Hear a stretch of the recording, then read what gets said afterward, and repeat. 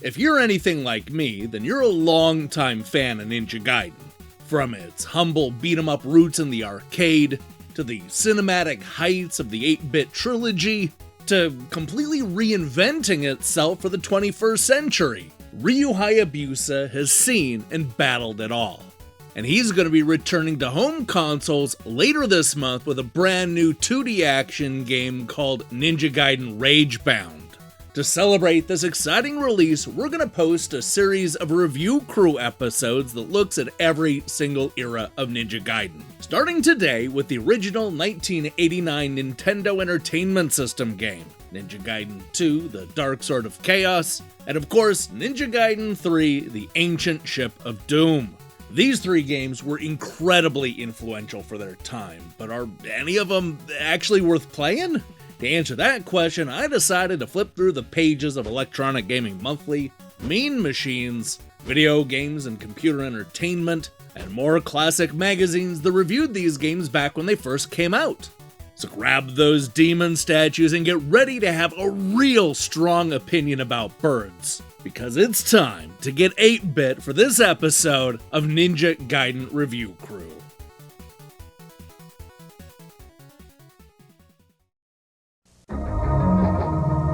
Like a ghost in the moonlight, the ninja warrior stalks his prey. Unseen, unheard, and unnoticed. Mission accomplished. The final battle begins. Ninja Gaiden for Nintendo from Tecmo. Coming soon, more hard-to-beat action. Tecmo Bad News Baseball. For gamers of a certain age, Ninja Gaiden on the Nintendo Entertainment System was nothing short of a revelation. In an era when a game's plot was usually limited to an instruction manual, Ninja Gaiden bucked that trend by giving us an action platformer with cinematic cutscenes that told a surprisingly deep and emotional story. Well, certainly primitive by today's standards. These cinemas were absolutely incredible, and they actually made you care about the characters like never before. Of course, it certainly didn't hurt that the actual ninja action was a whole lot of fun.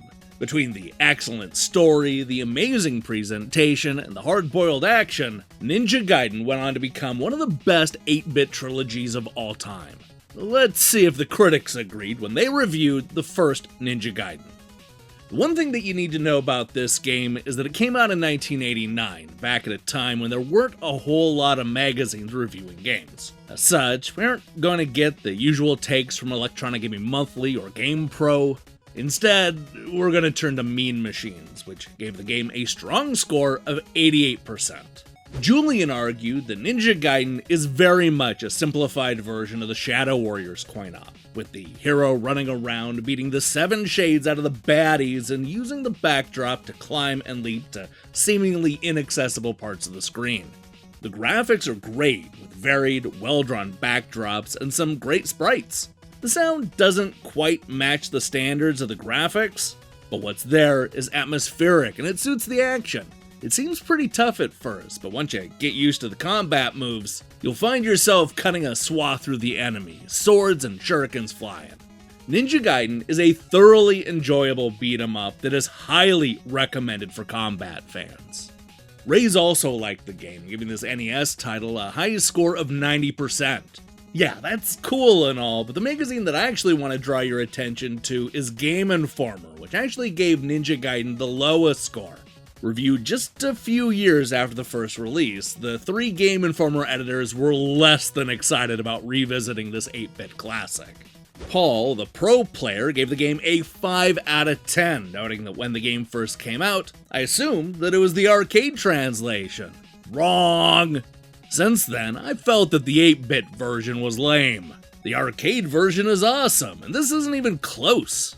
I guess I'm still bitter, so I'll leave this version in the attic and play the real arcade version on the Lynx.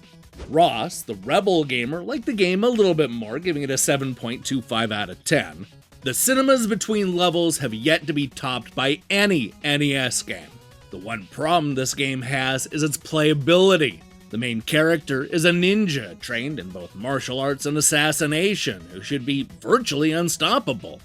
Unfortunately, that invincible quality doesn't come through.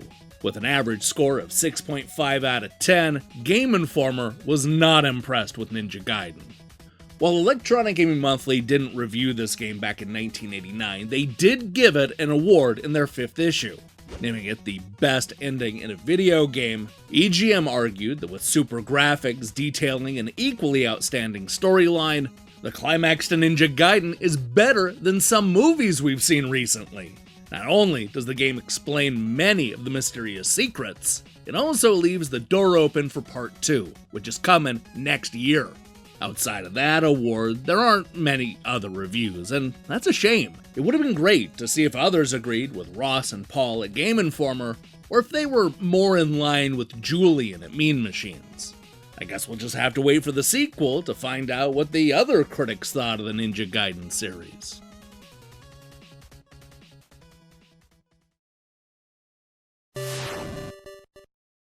One year after Ninja Gaiden laid the groundwork for a future filled with cinematic video games, the sequel arrived with more of what made the first game so damn good. I'm talking about bigger levels, better power-ups, more cinemas, and a story that somehow topped the original. It introduces some of the franchise's best characters and gives us an even worse baddie to contend with. It hints at a more complicated power struggle between the villains, and has one of the greatest endings of all time. This truly was the sequel that fans had been waiting for, but were the critics impressed? Let's go ahead and start with Electronic Gaming Monthly, who opted not to review the first game back in 1989. Ed gushed that the Dark Sword of Chaos is probably the best sequel ever made, with near-perfect graphics, challenging gameplay, and intermissions which entice you to always go round further. Other than the difficult gameplay and higher levels, Ninja Gaiden II is as good as an action game can get. Oddly enough, the only EGM critic to not give the game a 9 out of 10 was their own resident ninja Sushi X. There's no denying the fact that Ninja Gaiden 2 is a superb game. It outdoes the original in nearly every department. It's addictive, and the intermissions and story are terrific. Using the same bosses that were in the first game is a letdown, but it's still worth the price of admission. EGM gave Ninja Gaiden 2 an average score of 8.75 out of 10. Now, would you believe that EGM's score actually put them at the bottom of the review scale? It's true, the reviews only go up from here. For example, Video Games and Computer Entertainment gave Ninja Gaiden 2 a score of 9 out of 10 in their 17th issue. Titles like Ninja Gaiden are proof that video games are learning how to evoke players' emotions and entertain just like a movie or TV show can. These adventures go beyond the confines of video game gimmickry. In fact, I wouldn't hesitate to call it a legitimate art form. That may be a lofty position for game designers to aspire to, particularly since the average NES owner is not yet in high school. But quality doesn't hurt, and Tecmo knows it. Ninja Gaiden 2 is a winner, and it's got my vote for one of the best NES carts ever. Highly recommended. If you're curious who gave Ninja Gaiden 2 the highest grade, that magazine was Nintendo Power, who went all the way up to a 4.7 out of 5. That makes it the second best reviewed game of 1990, right behind Castlevania 3. Unfortunately, this was an era of Nintendo Power where they didn't actually publish a written review with their scores, so we're never going to know what made them go that high. Instead, I'd like to point out that Game Players magazine ended up giving the game an award for NES Excellence, while it earned Electronic Gaming Monthly's Best Ending in a Game award in their 15th issue. While there may not be a lot of reviews, the few that covered Ninja Gaiden 2 loved it. I mean, just look at the way that Video Games and Computer Entertainment covered it, practically comparing it to the Mona Lisa or Citizen Kane. It's really the beginning of critics making the argument that video games are more than just a children's toy. With an average score of 91%, this truly was one of the best reviewed games on the Nintendo Entertainment System, and one of the greatest sequels ever made.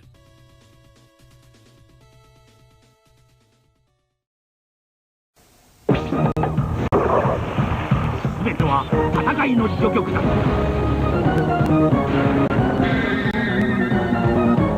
動き始めた闇の魔力はもう誰にも止められない。さらに熱く、さらに激しく、今開く闇の扉。忍者龍剣伝2暗黒の邪神剣。戦い極まる。テクモ。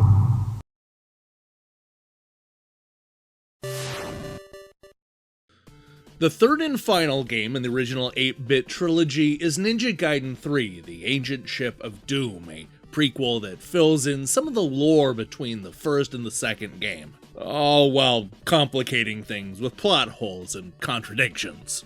Of course, the fans didn't care because they still got the fast-paced levels, the exciting boss fights, and even more impressive cinema sequences.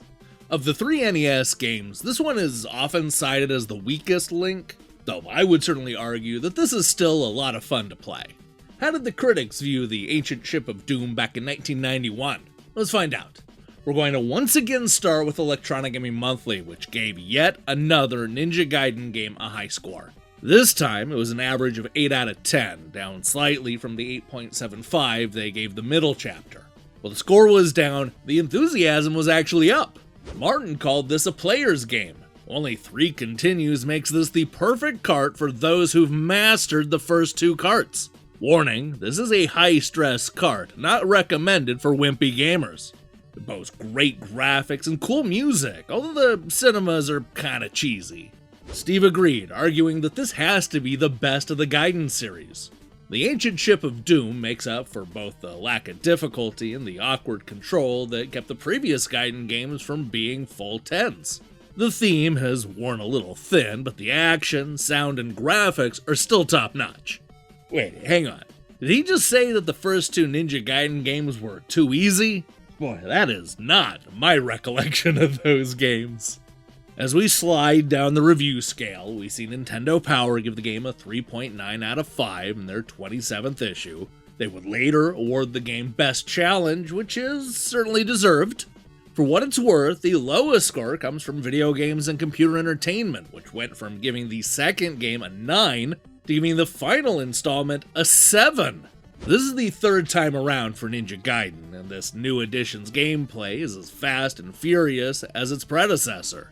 If you've played the first 2 chapters of the ever-popular story of Ryu and Irene, you'll feel right at home leaping, spinning, climbing, and blasting your way through the 7 levels that make up Ninja Gaiden 3.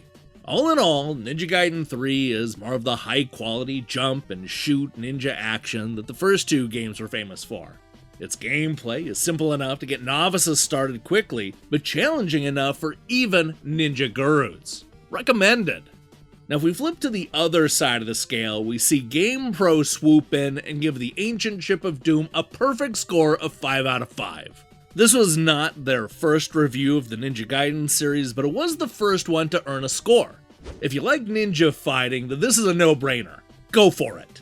Even the sounds rate above average for Ryu's Hayabusa alone. Tecmo hints that this is the final chapter for NES Ninja Gaiden. But before you run out and commit seppuku, consider this. Maybe ending Ninja Gaiden is okay. Maybe Ryu should finally hang up his sword and find peace. Maybe Irene should enjoy life instead of always losing it. Maybe Ashtar should just chill out. Nah! The rumors were true. This would end up being the final installment in the NES trilogy, but not the last that we've heard of Ryu in the Ninja Gaiden franchise. 14 years later, Tecmo rebooted the series on Xbox, where it received a number of sequels and spin-offs. Now we're going to cover those in a future episode, along with the Super NES compilation, the Lynx port of the arcade game, and some other Ninja Gaiden releases over the years. Let me tell you, we still have a whole lot of Ninja Gaidening to do between now and the release of Ragebound.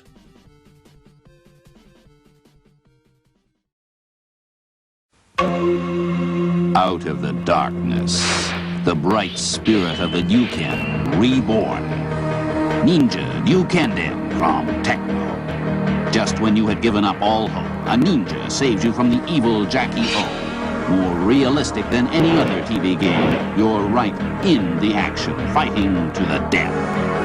Coming soon from Tecmo, Ninja Gaiden. incredible game software for Famicom. Hey, thanks for watching me break down these classic reviews. If you liked what you saw here, then you should know that we're going to be covering the 3D reboot games, as well as some of the other Ninja Gaiden games that went on different platforms, like that arcade port on the Lynx, and, you know, the Game Gear game. You remember that one, right? We're going to be posting these episodes all month long, right up to the release of Ragebound on the 31st. Now, here's the question I have for you. What's your favorite Ninja Gaiden game in the NES Trilogy? I can't wait to see your picks in the comments below. In other news, we have a bunch of reviews piling up for July, so look forward to seeing those flood in next week. While you wait for that, I strongly recommend you click that subscribe button and support what we're doing here. Until then,